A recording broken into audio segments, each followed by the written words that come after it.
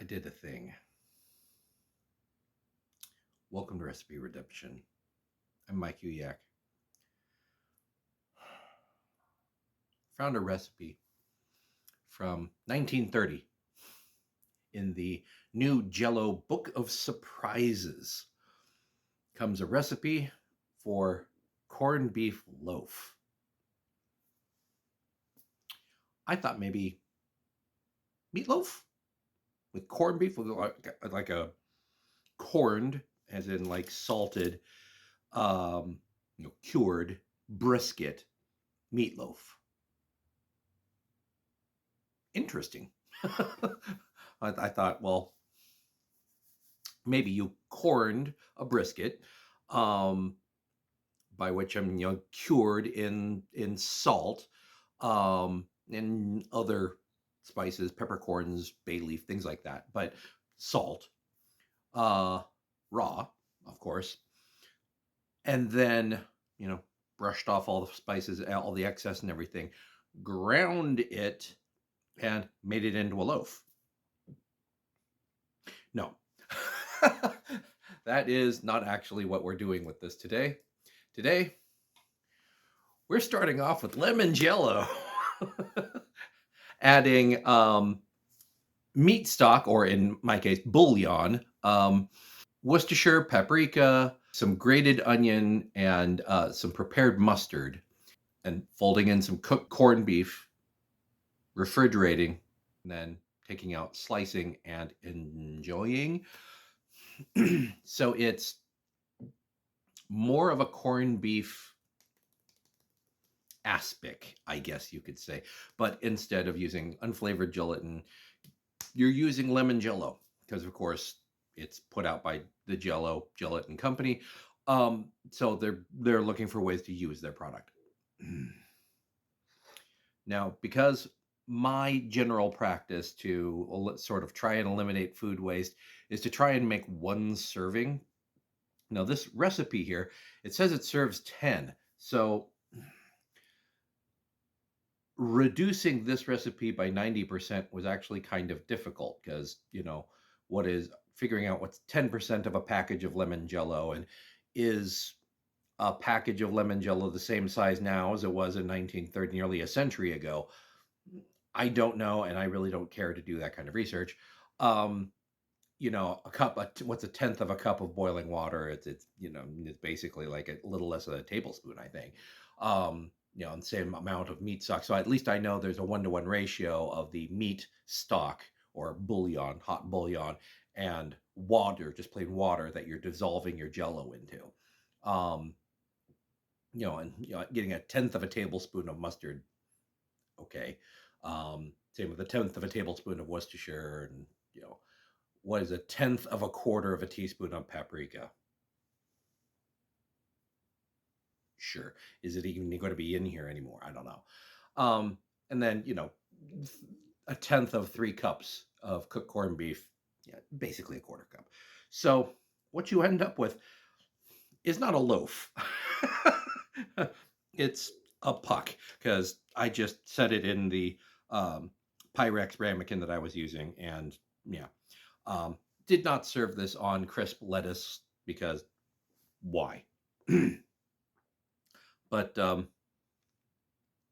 don't know. I'm not really looking forward to this. I like corned beef, but setting this in lemon Jell-O with Worcestershire and onion,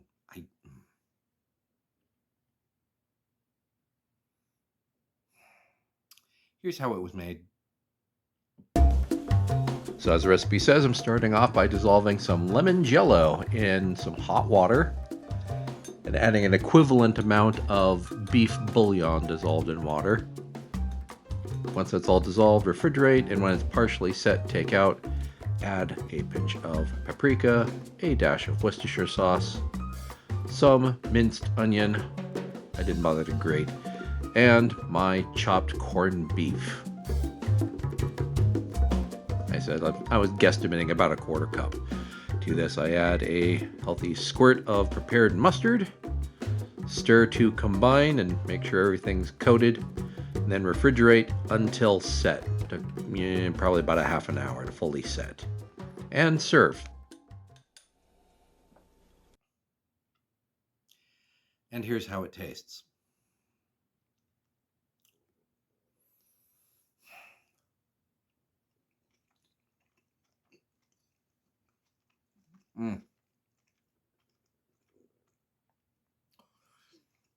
Because the lemon jello is sweetened, this is really sweet. And with the grated, really minced onion, and that sort of, and the mustard and piquancy of the Worcestershire sauce, it tastes like, this is like chunky relish, with a slight chew to it. Let me get a little bit of the hard-boiled egg that's the garnish. See if that helps.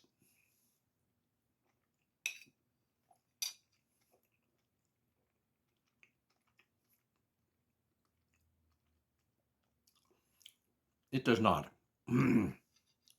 Maybe a little.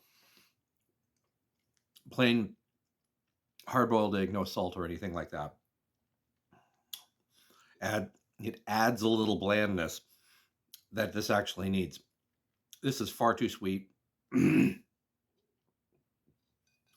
The chunks of corned beef are actually kind of disconcerting because they're just chewy bits in what is otherwise this really sweet relish tasting thing. To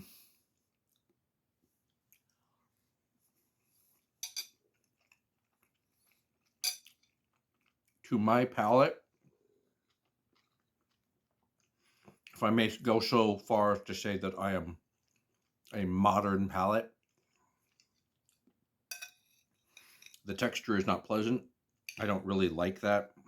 And I've eaten like things like aspics or things with gelatin on the top, that kind of go with the dish. Things like a classic British pork pie. They'll actually add a little bit of like pork,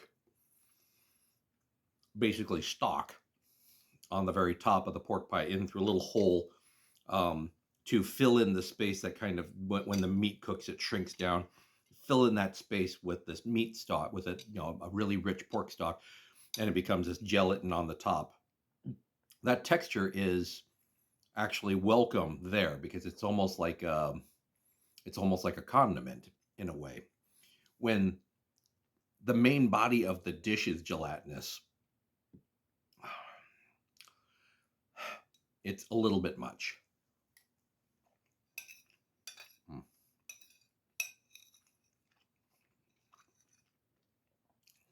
I don't believe in waste, so I'm finishing it, but I'm not enjoying it.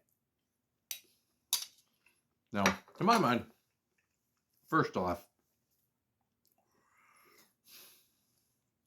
yes, if you put this into like a terrine mold or a small loaf pan, then technically, yes, it is a loaf. But to me, a loaf kind of indicates some sort of a bread or some sort of a starch or a grain. So I'm thinking this really needs to be in bread. And I mean, corned beef in bread, to my mind, I automatically think it's a Reuben sandwich, obviously. To make it more loaf-like, I would say bake the corned beef into some sort of a bread. I don't know if we can really do that exactly without the corned beef getting overcooked to actually put it into a loaf of bread of some sort. And then obviously there's shelf stability and all that stuff that you have to worry about because you have cooked meat in a bread. You can't really have it out on the counter like regular bread. You'd have to refrigerate it, blah, blah, blah, blah, blah. But what if we went in sort of in between and did sort of a corned beef, or actually a Reuben pasty? Would that be closer to a loaf than this? I'm going to give it a shot. For my Reuben pasty, starting off with a 6-inch round of prepared pie crust, smearing on a sauce that I made with equal amounts mayonnaise and ketchup, plus a little squirt of mustard, and putting in my cubed corned beef. And I didn't have sauerkraut, so I made a quick pickle with some slaw that I had in the fridge. That'll do fine. And fold over. This is why I wanted only a small amount of the ingredients, because it's no fun when you overstuff things. It doesn't seal properly. So just crimping down with my fingers, and I figured that wasn't pretty enough, and maybe it wasn't sealed well enough. So I went and got a fork and decided to crimp with a decorative edge. And I just baked this at 350 for about what ended up being about 15 minutes because this was so small. So yes, for my corned beef pasty, or Reuben pasty, I should have used more of a pasty dough, which is not so much a pie dough, and it's a little bit breadier, but I had a lot of pie dough pre-made. Might as well use it. So I'm going to break a bit off the tip here, since I know that's just going to be dough. Or I want to actually get a mouthful of corned beef and other stuff.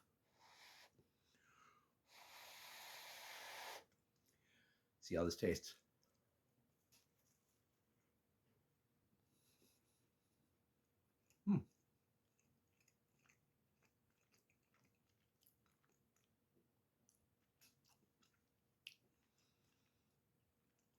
I think the idea is sound.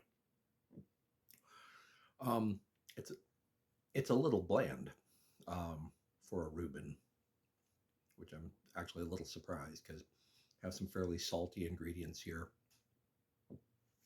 The sort of sweetness and richness of the, quasi Thousand Island sauce that I put in there.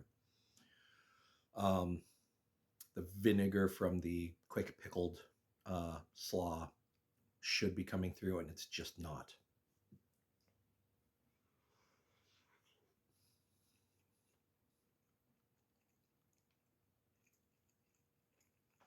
It's kind of weird.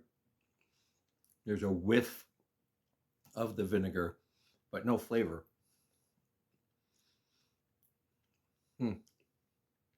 As I said, I think the idea is sound for a Reuben corned beef pasty.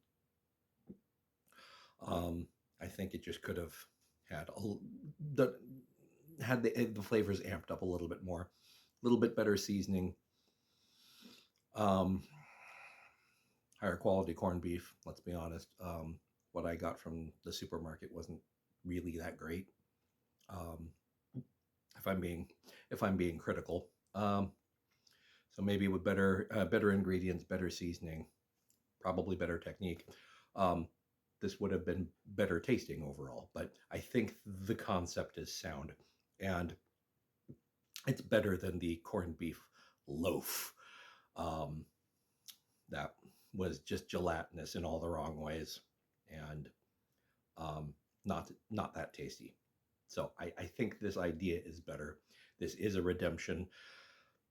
Just could have been executed better by someone with more talent. So what do you think?